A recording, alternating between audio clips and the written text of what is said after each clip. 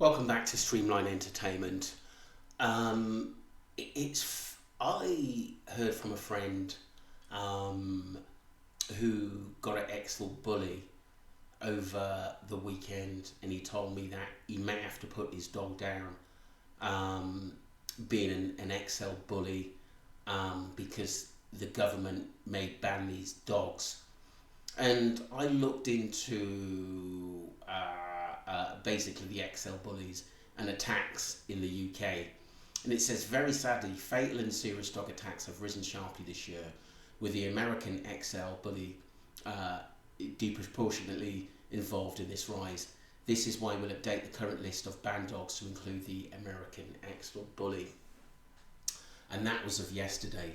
So to me, it seems quite serious in what the government are talking about. I have seen some attacks, and they are pretty brutal, but it hasn't been loads and loads of attacks. So it's going to be interesting to see how people are going to say this. Anyway, here we go. It's a media friends now. It's all online. Venessa Feltz furious clash over the XL bully dog being banned. So it looks as though the government are going to put this into action. So it is a reaction video, so I'll comment as you go. My thoughts are this is a knee-jerk reaction to a media frenzy yet again. And I think it's exactly the same as what happened in 1991 when the Pit Bull Terriers attacked the same number of people. It also attacked around 11 people and killed around 11 people. And yet again, they had a sudden media frenzy about these dogs, and the government acted very, very rashly and created this law that has unfortunately not been effective over this time.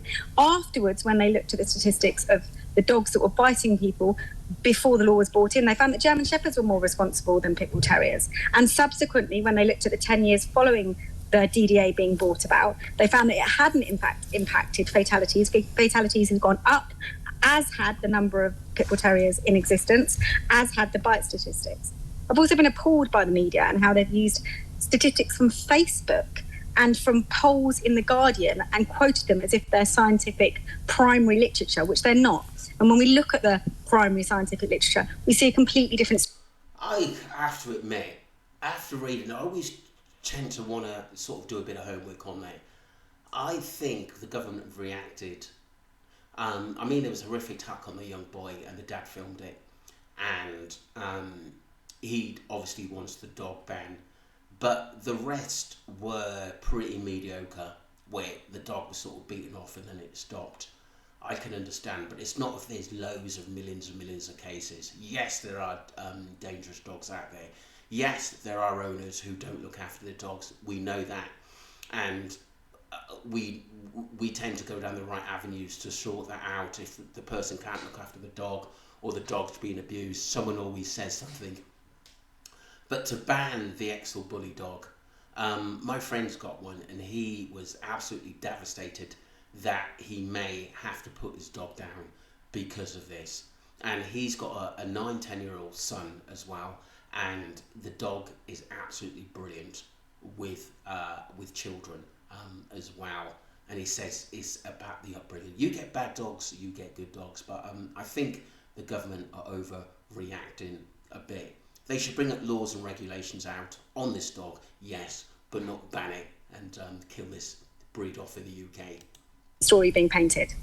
I mean, you say you're appalled by the media. You talk about knee-jerks and media frenzies, but what we're reporting today is a 52-year-old man who has been killed by a dog. And it's the dog, we think it's the dog next door. We think the two dogs that were being kept by a family living next door to this man and his very elderly mother, from what we understand, escaped into their house and garden, attacked his elderly mother with such savageness that he had to intervene in order to try to save his own elderly mother's life. And then the 52-year-old man lost his own life. Now, you tell me where there's a media frenzy in simply doing as I'm doing, which is regurgitating the bare facts. I've given no opinion, I haven't ramped it up, I haven't used a single adjective, nobody can accuse me of having reported it in a tabloid manner. All I have given you is the barest possible repetition of the facts as we know them, without embroidery, opinion, conjecture, or anything else. How can that be a media frenzy, and how can that be in any way something that you would want to criticise? Well, firstly, when we look back at the statistics and the studies that we have on this, there was a huge study of around 250 deaths by dogs, and they found that despite the fact that 90% of those were reported by the media as a specific breed, as is being done on this television programme, only 18% of those were actually identified as that breed in the end. And these dogs have not been identified as American XL bullies yet, have they? And so we shouldn't really be reporting on them as such, because they haven't been identified. Identification of breed is incredibly complicated. I do it as an expert. I think it's very important for us to get the exact amount of American XL bully which has attacked somebody. We've had 2 or 3 in the media over the last couple of months at the end of the day, but I don't think they're all American XL bully dogs. And like I said, some of the owners have, bring up their dogs badly. Not all, the majority of dog owners I know in my area, in my block, their dogs are absolutely fabulous, and I always give them time at the end of the day. So it's sometimes how they're brought up at the end of the day. But this is unbelievable news, because a lot of people like these dogs and love their dogs like their family. Witness for law, and it's incredibly difficult to do, and it doesn't actually have much bearing. We know that strong muscular dogs are more capable of these things. We know that these tragedies sadly do occur. They always have done, and as poverty increases, they always increase in every country, across time, across space.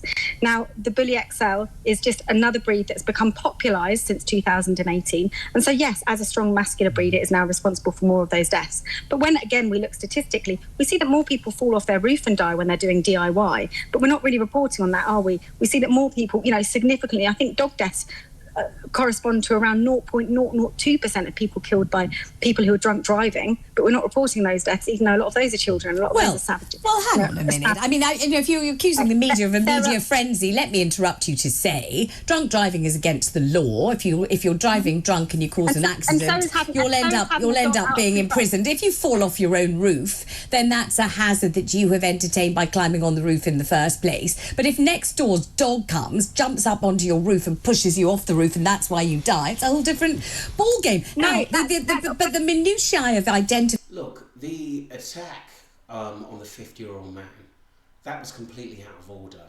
But like I said, I don't think they were XL bully dogs, and for them to attack an old woman, they must have been brought up really bad, those dogs, at the end of the day. But look, it's not there's an attack every day. Yes, we've got vicious dogs. Yes, we've got dogs in the wrong people's hands at the end of the day. But to say this goes on all the time and the government are looking to ban these dogs, I think is pretty crazy. I think it's taken a little bit over the top. I could understand if it was in the 10s and 20s, but it's not even that for this dog breed. Identifying specific breeds is definitely, as you quite rightly say, very technical. It's very complex, and we understand that. Everybody remembers, Staffordshire Bull type terriers, pit bull type dogs, which dogs should wear muzzles. Very difficult to tell what kind of a dog is it specifically. Everybody remembers all of that. That's been going on for years and years. But in this instance, is it or is it not true? Because it certainly was, according to the animal behaviourist I spoke to on the programme earlier this week, whose first name was Stan, and they're going to give me the rest of his name so I can identify him, because I did interview him only on Monday, I think it was. And he said that these American Bully XL dogs are specific specifically bred to be attack dogs. That's what they're for. They are kind of murdering machines. They are not suitable to be family pets. They are not suitable to be kept in ordinary homes. They're not suitable just to be on ordinary residential streets or in gardens or in homes in this country. His name is Stan Rawlinson, and he was my guest on Monday. Yeah. And he, too, is an adorer of dogs. He couldn't be more of a lover of dogs. I have to disagree with Venessa because my mate has got an American Exel bully, and it's a girl, and it's the friendliest dog, one of the friendliest dogs I've actually come across, and it's very, very placid, the dog. Yes, it likes to play. Yes, he's has to basically control it and nurture it and make sure he is the boss at the end of the day. But like with most dogs, you've got to bring them up as one of the family, and they, respect them, and they will show you respect. But you also got to teach them as well. Teaching a dog is everything, like you would teach a child. It's simple. Is his career, that is his profession, and he said, unfortunately, this particular breed is absolutely unsuitable as a pet and should be banned.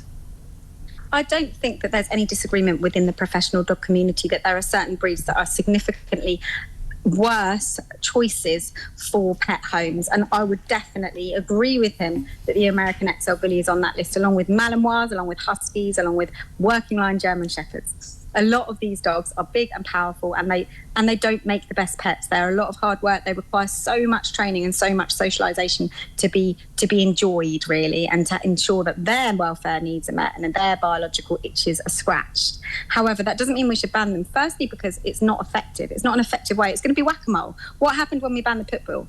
They just bred the Bully XL. What happens when we ban the Bully XL? There'll just be a long-haired version or a pointy-eared version or another version of a dog. There are thousands and thousands. There's more variation in dog breeds than there are in any other species on the planet.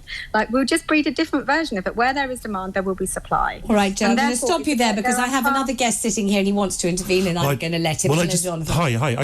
I just want to ask you, Joe. I mean, you're saying we can't ban it because for all these reasons, there'll be other breeds and so on. But we clearly have a problem here. Is it your position that we just have to accept dog deaths? We have to accept dogs killing people, completely innocent people, in their gardens and homes, just as a fact of life? Surely there must be something the government can do. So what is it? Yeah. So I think that one of the things we can do is put a cap on how much it costs to buy a dog.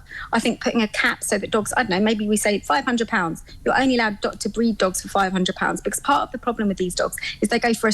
Look, I think, those dogs are affordable. There's a lot of dogs which are affordable at the end of the day, but own a dog, but have certain regulations for that dog if you've got an XL Bully at the end of the day. Or even organise a training programme which is affordable for the owner at the end of the day. Don't just kill off the breed or put it down, because I just think because a lot of people have got these XL Bullies now, and to say they're violent and aggressive dogs, I'm not so sure. You've got to put it on to the owner. Any dog you can train, and you can do it properly. This is what I believe, and I'm not even a dog owner, but I've got a lot of mates who've got dogs.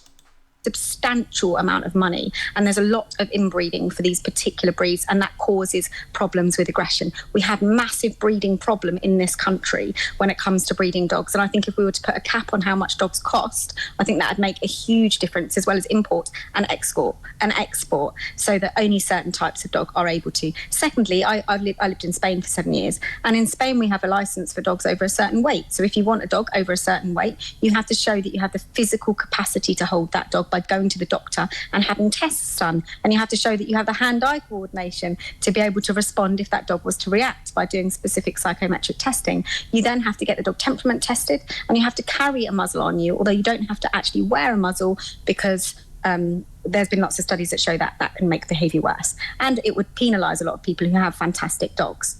And in addition to that, I would put on regulations for training, so that if people want to buy one of these hugely beautiful, wonderful dogs who are incredible, fun to train, super fun to work with, amazing at sports and work as working dogs, you can do, but you need to go about it the right way. You need to find a good breeder, and you need to socialise the dog, you need to train the dog. And I don't think there's anything wrong with having to apply for a licence for a big, powerful dog like that. And I do think that those sorts of regulations on owners and those sorts of much, much, much smarter legislation regarding breeding would solve the problem. Thank you very much indeed, Jo. Fair enough. Joe made some good points there, but I do think the government are overreacting on this, to be honest with you.